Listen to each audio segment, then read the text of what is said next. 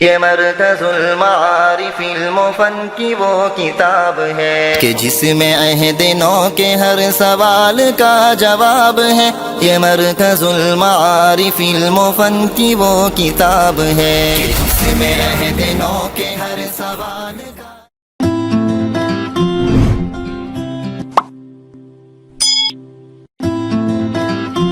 الحمد لله رب العالمين والصلاة والسلام على سيد المرسلين أما بعد فقد قال الله تبارك وتعالى في القرآن المجيد والفرقان الحميد فأعوذ بالله من الشيطان الرجيم بسم الله الرحمن الرحيم أولئك الذين امتحن الله قلوبهم للتقوى لهم مغفرة وأجر عظيم وقال النبي صلى الله عليه وسلم لو كان بعدي نبي لكان عمر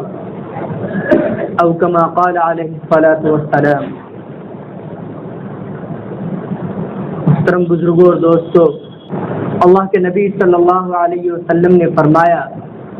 کہ رمضان المبارک کے روزے کے بعد محرم الحرام کے روزے کی سب سے زیادہ فضیلت ہے۔ یہ مبارک مہینہ یعنی محرم الحرام کا مہینہ مبارک ہے کئی اعتبار سے۔ اس کے مبارک ہونے کی سب سے بڑی وجہ تو یہی ہے کہ اللہ کے نبی صلی اللہ علیہ وسلم نے اس مہینے کی روزے کی فضیلت بیان کی۔ جب آپ صلی اللہ علیہ وسلم مکہ سے ہجرت کر کے مدینہ تشریف لائے تھے تو اس وقت یہ دیکھا تھا کہ وہاں کے جو یہودی تھے بنی اسرائیل قوم، وہ 10 محرم الحرام کو روزہ رکھا کرتے تھے۔ اللہ کے نبی صلی اللہ علیہ وسلم نے وجہ دریافت کی تھی تو آپ کو معلوم ہوا تھا کہ وہ اس لیے 10 محرم الحرام کو روزہ رکھتے ہیں کہ اسی دن بنی اسرائیل کو فرعون کی قوم قبطی قوم سے نجات ملی تھی، کہ جب حضرت موسیٰ علیہ السلام نے بنی اسرائیل قوم کو جو قبطی قوم اور فرعون کے ظلم کی شکار تھی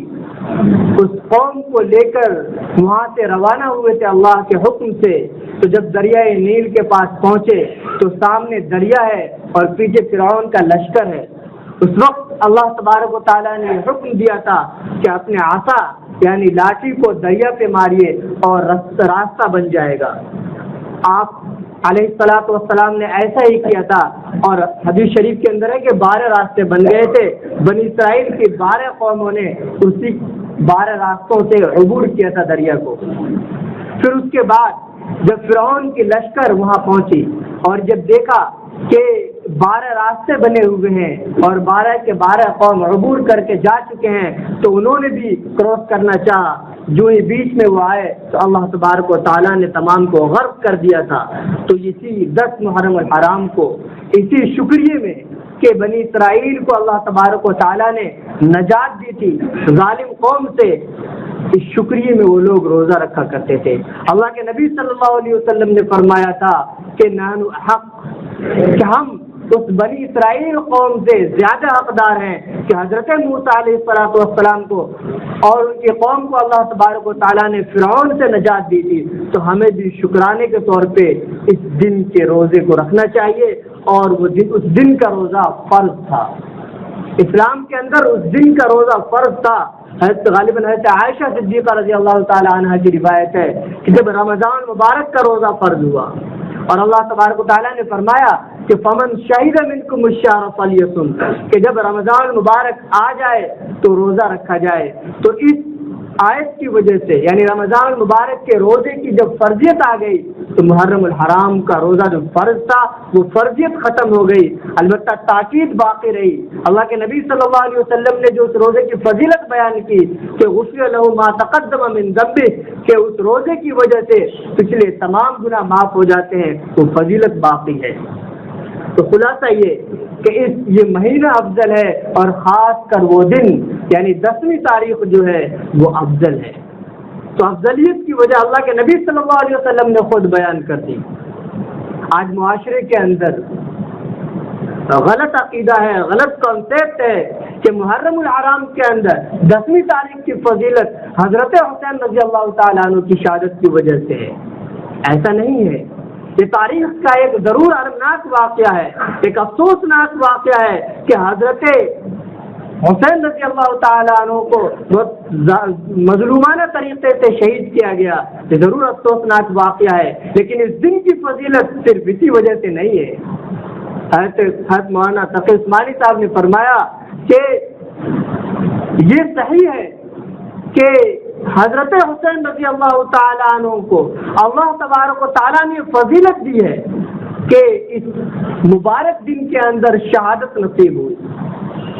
گویا یہ دن حضرت حسین رضی اللہ تعالیٰ عنہ کی شہادت کی وجہ سے افضل نہیں، بلکہ حضرت حسین رضی اللہ تعالیٰ عنہ کے لیے فضیلت کی بات ہے کہ اللہ تبارک و تعالیٰ نے ان کی شہادت کے لیے اس دن کو منتخب کیا۔ میرے بزرگوں اور دوستوں، محرم الحرام کے اندر حضرت حسین رضی اللہ تعالیٰ عنہ کی شہادت ہوئی۔ اس دن کو لوگوں نے یوم ماتم کے طور پہ منانا شروع کر دیا، حالانکہ شرعاً بالکل غلط ہے۔ اگر کوئی دن کسی صحابی یا کسی پیغمبر کی وجہ سے یوم ماتم ہو تو اس طریقے سے تو سال کے اکثر و بیشتر ایام یوم ماتم ہی ہو جائیں گے۔ اگر کسی معزز شخصیت کی وجہ سے وہ دن یوم ماتم ہے تو پھر حضرت حسین رضی اللہ تعالیٰ عنہ کی وجہ کے ساتھ یہ خاص کیوں ہے؟ حضرت حسین رضی اللہ تعالیٰ عنہ سے بڑے بڑے صحابی نے شہادت پائی ہے، خود اللہ کے نبی صلی اللہ علیہ وسلم کے بارے میں کہ آپ کو شہادت کی موت نصیب ہوئی ہے۔ حضرت ایک روایت میں ہے کہ اللہ کے نبی صلی اللہ علیہ وسلم نے فرمایا کہ اللہ کے نبی صلی اللہ علیہ وسلم کو ایک عورت نے زہر دے دیا تھا اور اسی زہر کی وجہ سے آپ صلی اللہ علیہ وسلم کا انتقال ہوا، تو گویا آپ صلی اللہ علیہ وسلم کو بھی شہادت کی موت نصیب ہوئی۔ تو اگر ہمیں کسی شہادت کی وجہ سے یوم ماتم منانا تھا تو اللہ کے نبی صلی اللہ علیہ وسلم کی وفات کو یوم ماتم منانا چاہیے تھا۔ حالانکہ ہم 12 تاریخ کو 12 ربیع الاول کو اس کے بارے میں متفق علیہ یہ بات ہے کہ اللہ کے نبی صلی اللہ علیہ وسلم کا انتقال اسی دن یعنی 12 ربیع الاول کو انتقال ہوا ہے، اس دن کو تو ہم یوم مسرت مناتے ہیں اور حضرت حسین رضی اللہ تعالیٰ عنہ کی یوم شہادت کو یوم ماتم بناتے ہیں۔ یہ کہاں کا عقل مندانہ نظریہ ہے؟ اگر محرم الحرام کی بات کریں تو محرم الحرام کے اندر صرف حضرت حسین رضی اللہ تعالیٰ عنہ کی شہادت نہیں بلکہ حضرت حسین رضی اللہ تعالیٰ عنہ سے افضل حضرت علی جو ان کے والد ہیں ان سے بھی افضل حضرت عمر رضی اللہ تعالیٰ عنہ کی شہادت اسی مہینے میں ہوئی ہے۔ کیا ہمیں معلوم ہے اس کے بارے میں؟ حضرت عمر رضی اللہ تعالیٰ عنہ کہ جن کے بارے میں خود حضرت حسین رضی اللہ تعالیٰ عنہ کے والد نے فضیلت بیان کی ہے اور یہ کہا ہے کہ اللہ کے نبی صلی اللہ علیہ وسلم کے بعد امت محمدیہ کے اندر اگر کوئی شخص سب سے زیادہ افضل ہے تو حضرت ابوبکر صدیق رضی اللہ تعالیٰ عنہ اور اس کے بعد حضرت عمر ہے، حضرت عمر رضی اللہ تعالیٰ عنہ ہے۔ افسوس کی بات تو یہ ہے کہ حضرت حسین رضی اللہ تعالیٰ عنہ کے فالوور، ان کو ماننے والے خود حضرت حسین رضی اللہ تعالیٰ عنہ کی وصیت پر عمل نہیں کرتے۔ حضرت حسین رضی اللہ تعالیٰ عنہ نے جو آخری تقریر کی ہے